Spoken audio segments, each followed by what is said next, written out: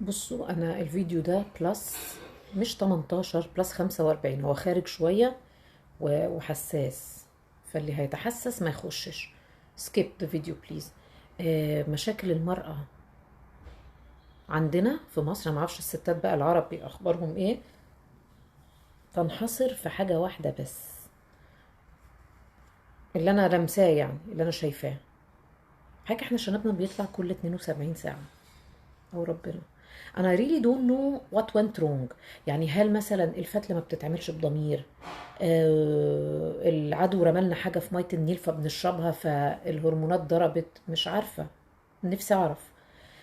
مش معقول يا مصر، مش معقول. يعني مش مش معقول. بينبت تالت يوم بالميت. يعني طول ما انت قاعدة، انت واخدة بالك ايه بقى؟ ايه يعني؟ الهرمونات اخطأت طريقها، بدل ما تخش قناة ستاكيوس دخلت هرمونات الذكورة. ايه؟ يا ريتك يا اخي كنت بتنبت في شعري مش في وشي.